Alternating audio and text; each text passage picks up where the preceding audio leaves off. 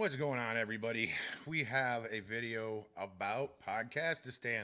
I haven't done one of these in a minute. I have, spoken on them here and there in my videos, just my last one, as a matter of fact. So, what is Podcastistan? For those of you that don't know, the Tucker Carlson and, the people that take money from shady people to do and say shady things. Your Candace Owens.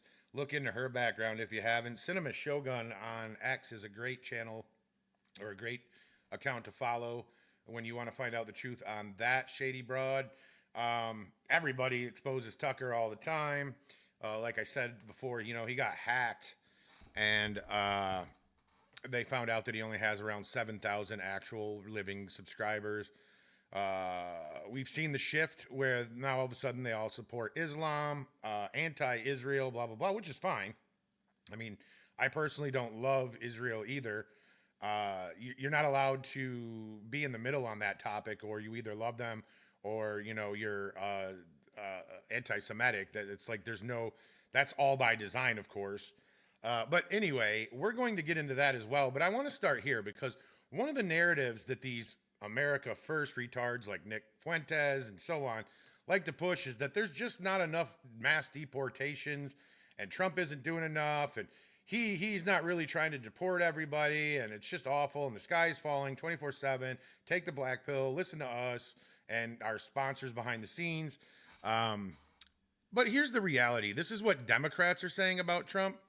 This is from Beta Daniel Goldman, who is, I think, from New York. Democrat, of course. He says, this is June 1st. This morning, I observed several mega master hearings. A new tactic the Trump administration is using where up to 100 people appear before an immigration judge as if they are on an assembly line. Let's listen to what the Democrats are saying versus what the shills that pretend to be on the right are telling us on their stupid shows. Here. Out in front of 290 Broadway in Manhattan here, where I just observed several mega master hearings, a new concept from EOIR, the Department of Justice's Immigration Enforcement, where they are essentially having an assembly line of immigration cases. Some courtrooms have as much as 100 people who are supposed to appear. It is literally a factory at this point, just rolling people through. And it's disgraceful. It is a blatant violation of due process. Let us be very, very clear. I will keep going back. We will keep fighting. We will keep elevating this because it is un-American and unacceptable. Out in front of... And I need you to keep in mind that these same Podcastistan podcasters are the same ones telling you that you need to vote for Democrats because we need to show MAGA and Trump that we mean business, right? This is who they're trying to prop up right here. Just so you know, this is a person that just told you to your face that it's un-American to deport non-Americans. Let that sink in. Let that sink in. So that's just one example. Then we have this here. This is another op that's being run by these fakes on the right and these bot accounts and so on. They're all in on it. Here you have Captive Dreamer. He points it out. He says, there's an entire op on here to get people to vote for the Democrats, transgender freaks, and open borders, but for based reasons, crying about the GOP. It's pathetic and transparent, and anyone involved needs to be completely cut out forever. We don't have time for this. And that is my thoughts exactly. And here we have this Faith Merrill retard. Excited to watch the GOP burn in 2026. America First. Blue wave. Now, America First. You just watched the same Democrats they're trying to prop up and get elected. It's not going to work, obviously. But the same Democrats that they're trying to prop up and get elected. You just watched one of them say it's un-American to deport illegals. And then you watch this Faith Merrill person put America first after saying Democrats need to win. The same Democrats who just teamed up with like 4 rhinos in my last video, as you saw, to try to limit Trump's power when it comes to Iran. Obviously, that won't work. But these are the people. This is the op. And you all need to be awake to it. Because be careful who you follow. If you know where that came from is front and center. I made a video about this weeks ago. It was obvious then, and it's becoming even more obvious now. You have to truly be careful who you follow. Listen to what they're trying to tell you. Listen to what they're saying. Does it make sense to you when you're seeing Democrats crying that there are literally production line deportation judge court hearings going on right now in New York? That we would vote against that come fall? That we would try to stop that come fall? One of the reasons these same people, as I said, are trying to stop that is because they claim there's not enough deportations. Trump's just not doing what he said. That's not what Democrats are saying, is it? The people you're telling us to vote for. See how this op just falls flat on its face every time? Take a look at this. This is coming from I think her name is Carly, I don't know how to say, Bonet. Right here, you can see it says, when the epiphany finally hits, it hits hard. When you realize that the Democrat Party you've been supporting and shilling for are all about power and control and don't give a shit about ethics. She's about to talk about Graham Plattner, because what have we heard from people? I see it says CNN, at CNN on there. I don't know who this person is, I'm going to be honest. But when you look at the Democrats' talking points against MAGA and Trump and everybody that supports him, it's Nazi, racist, this, that, and the other. Then you have Graham Plattner, who said women should be more, I don't even remember. It was awful. He said something like women should be more quiet or something if they don't want to get raped. He said that a soldier that was fighting against the Taliban or something was a loser and he should have died. Like, they had to manufacture Trump saying suckers and losers to run that all the way up into this term. And the NPC left, who still haven't woke up, still say that that's something that really actually happened, even though it's been long since debunked. But here's a guy they're all propping up who literally said a soldier should die because he's a loser for fighting the Taliban. And we're supposed to sit here and pretend like we're supposed to take these people serious, right? This is who the as they say, woke right is trying to prop up right now and get you to believe we should vote for. Not only that, he had an actual Nazi tattoo, as I'm sure you all know by now, until it became inconvenient for his political career. Then he had it removed.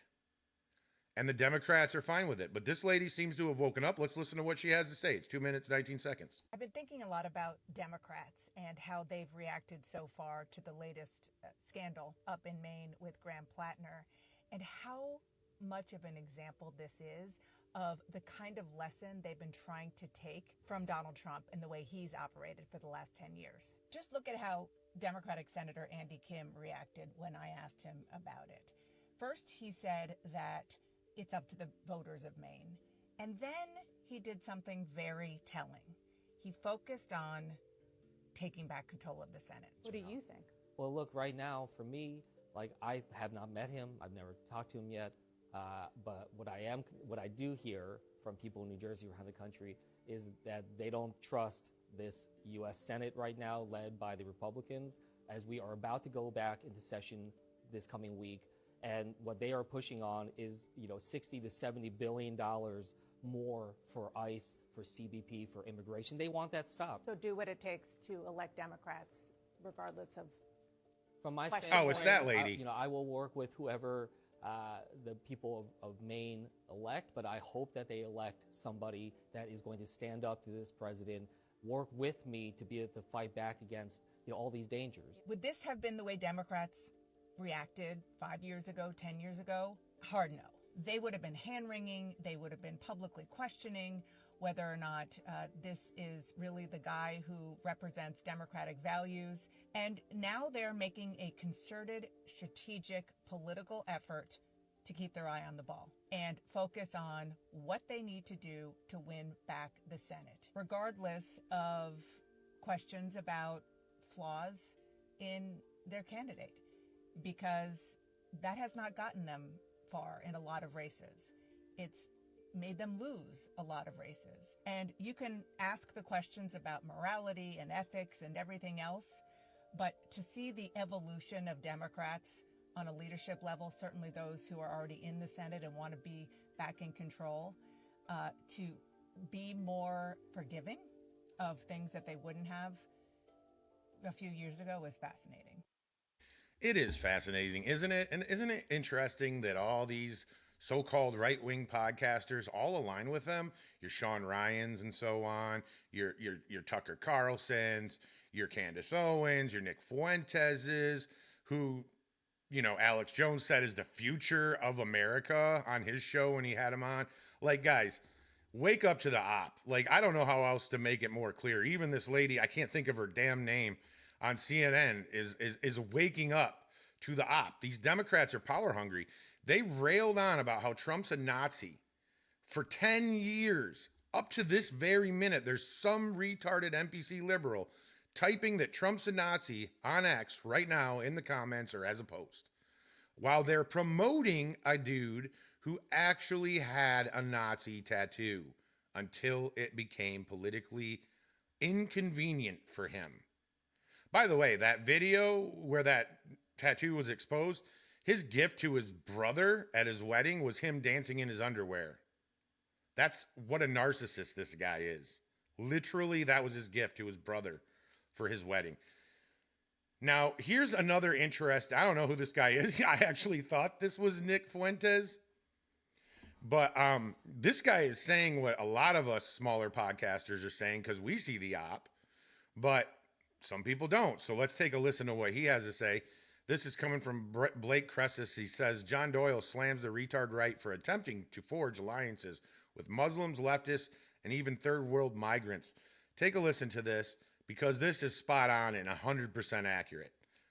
This type of like dissident person hates the person who's 80% in line because he's not 100% in line. But weirdly, they constantly want to make alliances with the people who are 1% in line, 0% in line, negative 100% in line, which translates in practice to I will kill you. Really curious, isn't it? They will constantly attack someone like me who has openly criticized everything that they claim to, be criticizing, whether it's, Israel's relationship with America. We've outlined coherently how we can divest ourselves of that foreign interest in particular. We talk pretty openly about, race, immigration moratoriums, the Civil Rights Act, any number of based examples that would actually put me further to the right than they are, which I am. But they will call for my execution. They will call me a traitor. They call me a shill. But they're then more than happy to talk about the Muslim-Christian alliance, a left-right alliance, all of these alliances with people who are actually apparently even worse on the issues than I am. I would be willing to put money on the fact that they are going to talk about an immigrant alliance and how we actually need to work with all the people who have invaded our country to defeat Zog. And actually, this is already taking place, as a matter of fact. They frequently discuss this, how they're okay. Even my biggest detractors openly have said recently that they are okay with their neighborhoods turning into slums if it means that we don't give $4 billion to Israel. I'm not making that up. Let that sink in.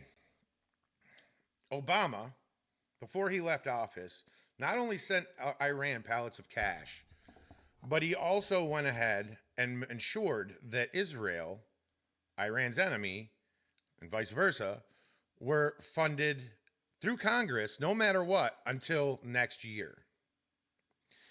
Now you have Netanyahu coming out and saying we just need to stop relying on U.S. Money. That made national headlines. Nobody paid attention to it. None of these people paid attention to it. Trump's owned by Israel. Trump's owned by Israel. Like I said, we'll get into that in a minute. This will be a little longer video than I usually do. But here you have Israel and Trump both saying, is constantly funding other countries to protect themselves needs to end. That's one of the reasons Trump is critical of the UN. Why are we funding all these countries if when we need to take action to stop a country that's constantly threatening to nuke everybody, has taken out a hit on my daughter, has taken out a hit on me, has probably taken out hits on other foreign leaders, somehow manages to be part of the UN despite all this, and the UN doesn't show up to help at all until it looked safe, and then some of our allies were like, oh, we'll do as little as possible to help you because they don't have militaries, because they sold their countries out to be invaded. Now, if you ask the woke right, they'll say Israel did all this, but then they're sitting there telling this guy that they would let their neighborhood become a third world shithole just to stop funding Israel, who they claim is the one turning their neighborhood into a third world shithole. That's what they tell you. You can't argue that that's not their argument because I've heard it, you've heard it, everybody's seen it. Israel's the one that's bringing all these immigrants in. I'm sorry. Are all these Democrats Israeli? No, they're not. You know, and it's just like how a lot of people think that there's like this dual citizenship going on in Congress. There's not. It's not even allowed. There's not dual citizenship in Congress. Nobody in Congress has dual citizenship. And people that run that might have it, they're legally obligated to drop any citizenship with not only Israel, any country, before they join into Congress. Whereas you've got people like Ilhan Omar, who doesn't have dual citizenship per se, but she has pledged her allegiance to her home country on camera, right? That's the people that these ops are trying to tell you you need to align with. The people that are solely responsible for allowing billions of dollars of fraud between all of their states, from Somalis, the Haitians, you name it. It's an op. You're listening to the wrong idiots, right? These people are idiots. They put their pockets first. They don't put you first, your family's neighborhood first. Can you imagine? That's how selfish and deluded these people are. Oh, I'd let my neighborhood that other people live in with kids turn into a third world shithole just so that, we don't fund Israel anymore. How does that even make sense? I'd let my wife get, R-worded. I've already said it, but whatever. It's so stupid. You got to censor words on YouTube. Just because of Israel. That's how insane these people are. Everything in their life that's wrong is Israel's fault. They're no better than the people on the left that blame the oligarchy or blame frickin' Republicans. That's why I'm poor, is Republicans. There was actually just a post just before we finished listening to him where it's from somewhere called Fact Post. And they tried to make the claim that Republicans defunded Dolly Parton's, Imagination Station or whatever the hell for books. When in reality, it was 1 or 2 Republican states that defunded it all the way for their state and a couple others that just basically cut the budget. Meanwhile, Montana is one of the biggest funders, which is a Republican-led state, is like the 100% fund. They actually funded at 100% capacity that they agreed to. But they failed to mention that Washington State, which is not run by a Republican, also defunded it. Do you see what I'm saying? It's all these ops out there from both sides. They're all working together. They're all in bed together. Just like the uniparty on Capitol Hill that everybody talks about. These podcasters and these politicians, they're all in bed together with all these same organizations and groups and countries and all that. City of London, you name it. They're all working together. Let's listen to what the rest of he has to say. Are actually perfectly okay with that. One issue voter. I don't give a fuck. I don't give a fuck. I don't give a fuck, bro. I said it before. Turn my neighborhood into fucking Guadalajara, bro. I don't give a fuck. I don't give a fuck, bro. Turn my neighborhood into Guadalajara, okay? Like we are going to live in Mogadishu, okay? Fuck it. I don't care. I don't give a fuck. As so long as the Israel establishment, as the fucking foreign establishment burns, we live in I'll fucking make my neighborhood into Santo Domingo. I don't give a fuck. I don't give a fuck. I don't care. I don't care. Fucking Viva La Raza, okay? I don't give a fuck. I don't care. They and Ben Shapiro do not give a good damn about the browning of America, but for different reasons. It's very funny, and I guess both of them would prioritize the issue of Israel being first above all other issues. So again, it is truly the horseshoe. The patriot walks alone. God damn, that's crazy. So there you have it, guys. I mean, you heard it from that weirdo's own mouth, the one with the nervous tick that kept blinking. I don't know if that was his mouth running faster than his brain and he just couldn't believe what he was saying. And so I don't know who that guy even was. But I want to show you a little bit of this post from March 14th. It's got 13 parts to it. This is from Alexis Wilkins. Let me bring it over.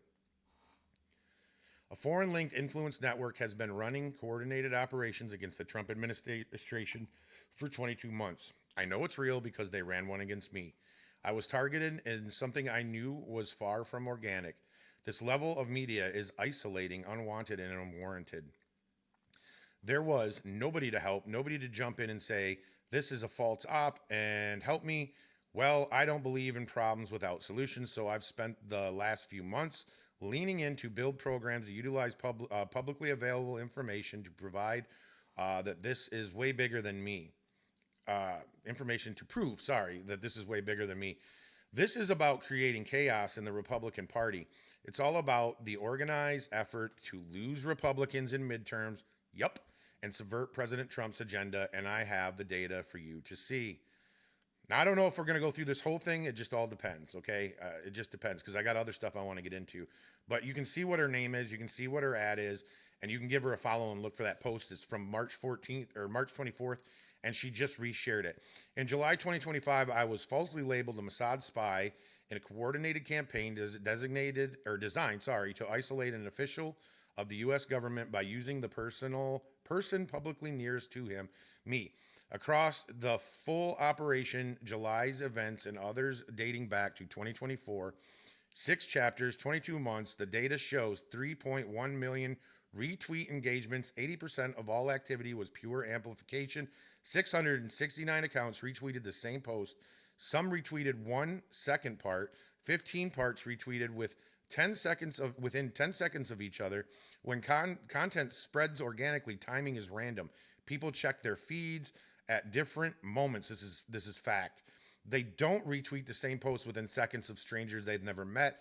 54 retweets in a single hour at peak. 863, 568 total. 1,568 total retweet engagements in this chapter alone. This is not a conversation. That's a weapon. I'll read a little bit more here. The network has a trail. Catholics for Catholics lists General Michael Flynn's as current senior advisor on their own website.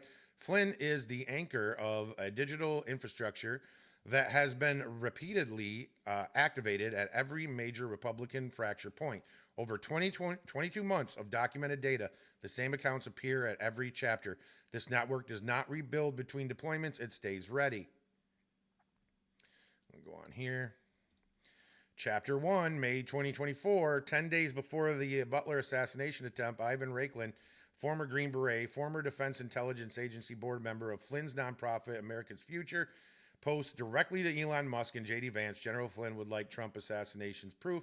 166 retweets, 14 tightly clustered time windows, amplified within 1 second, she says. Chapter 2, July 2nd, 2025. A coordinated narrative falsely identifies the FBI director's girlfriend and Mossad honeypot. The origin post from a supplement influencer with 1.1 million followers built through the COVID medical freedom movement. Gets a labeled inorganic seeming uncommon 20 million views. This is the network's method. Anonymous mass deployments, then credentialed amplification. The connection runs in both directions. RT.com posted about me, one and slightly amplified RT's content. When RIFTV posted, a military journalist based in Moscow, hosting content on a Kremlin-adjacent Orthodox TV channel, amplified it back out, the same loop, same network running in both directions. So you get the idea. I highly suggest you read this whole thing. I didn't see it until she reshared it, and it's very, very interesting. There is all of this happening right now. We see Candace Owens over in Russia after she gaslit her base into believing she was just going there for a family trip. Tucker Carlson's no better. Alex Jones is no better. These people are money hungry, and it's all kind of controlled by, certain people like Alexander Dugin. Look into him, like I said, and they use bot farms in the third world to push these out. I've shown you these bot farms in other videos. It's just a wall of phones. They put it into the computer or the device, and it sends it out to all these fake accounts. How are they getting around getting blue checks and so on? Well, they make a lot of money from the accounts that get the clicks and so on, so they can afford to get blue checks for at least a few of these accounts and amplify their own posts. Otherwise, it wouldn't work as well. There's this whole process, and you've got to understand these people are not as popular as everyone would like you to think. Of course, there's always people that don't think for themselves, that don't take 5 seconds to look up anything or do any kind of research on anything, that follow these people. Of course there are, but not to the degree that they claim. So this is another example, and this is coming from Captain Drever. Wait, is this the same John Mappin that bragged about introducing Candace Owens to her now husband, George Farmer? Look into him, by the way. City of London. Is the Epstein class is this the Epstein class everyone is talking about? So, dearest Candace, he shows the post. We thought that you and other friends of Charlie Kirk might appreciate this at this actual time. When George arrived, I recall, blah, blah, blah, blah, blah. It's just him lamenting, but look at this.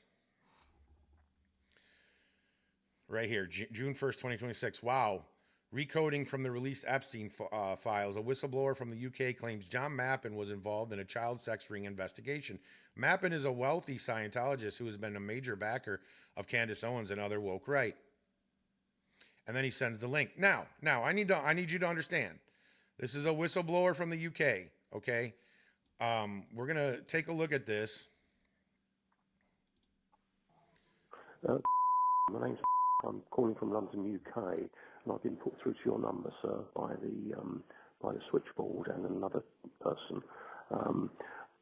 Is it possible, if you can, to give me a call back? It's about an entry in Jeffrey Epstein's contact book, the 97-page one, a chap called John Mappin.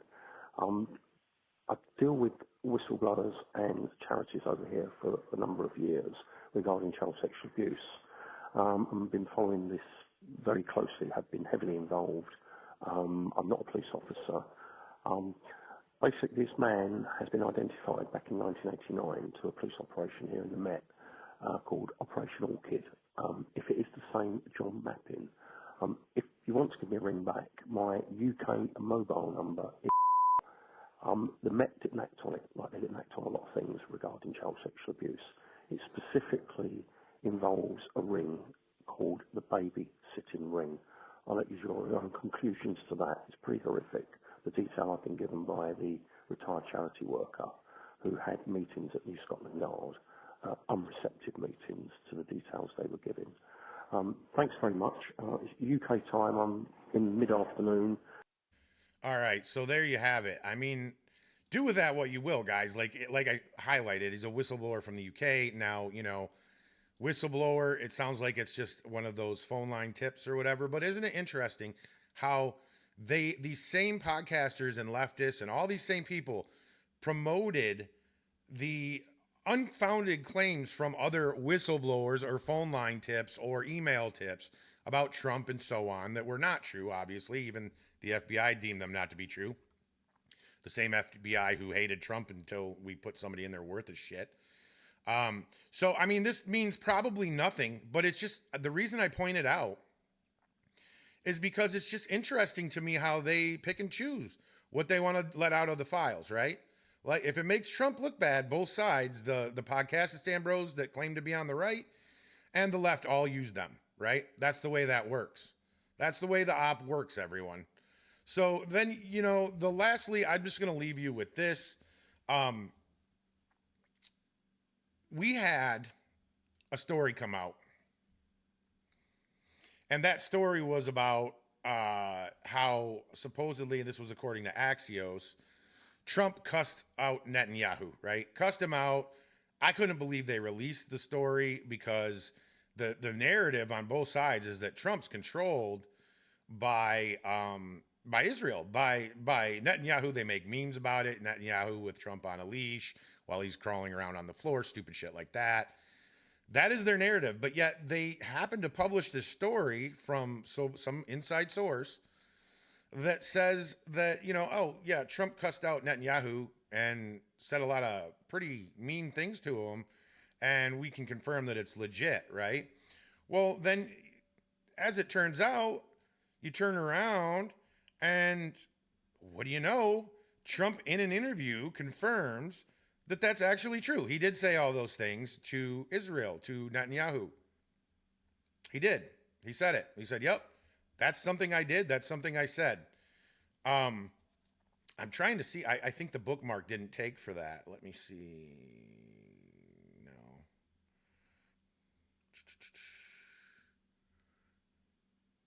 Yeah, I'm not seeing blah, blah, blah, blah. Here, let me just search it out, guys, really quick.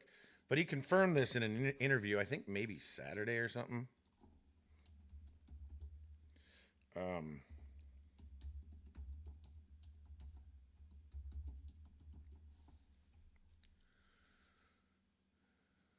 Okay, there it is right there. Okay, good. I thought I bookmarked this. That's crazy, bro. Sometimes they stick, and a lot of times they stick because I got too many. That's coming from MJ Truth Ultra. Here you go. Take a listen to this. Axios reported that you had a phone call with Bibi Netanyahu, the Prime Minister of Israel, in which you were angry with him. You said, "Are you effing crazy? What are you effing doing? I helped you stay out of jail." Is that true? Did you speak to him in those terms? I did. I wouldn't say angry. I was a little bit perturbed at his constantly fighting with Lebanon. You know, at some point I said, Bibi, we got to stop this. We got to stop it. But I have a very good relationship. We've done well together. He always says, we could never have done it, but everybody knows that we could have never done it without the United States. But I've worked very well together. I like Bibi a lot, and I've worked very well with him. We had I'm a wartime president. He's a wartime prime minister. Very important part of the world. And I think we've done, very well. We've gotten along very well together. So just to be clear, what he confirmed is this. President Trump reportedly told Netanyahu in their latest phone call, "You're fucking crazy. You'd be in prison if it wasn't for me. I'm saving your ass. Everybody hates you now. Everybody hates Israel because of this."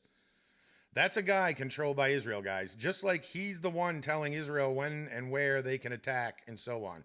That's what these podcast retards want you to believe. When in reality, he's been saying the same thing about Iran since the early 80s. They can't have a nuclear weapon. The people leading it are crazy. They're volatile. This shouldn't be happening, and so on. Anyway, guys, again, just a reminder, be careful who you follow. These people aren't who you think they are. And you should, you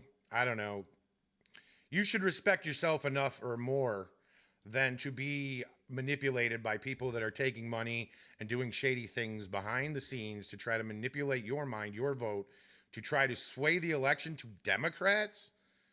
Come on, guys. Start thinking, stop reacting, listen to your president, listen to his team, and let's get this shit done in the midterms. I'll talk to you guys soon.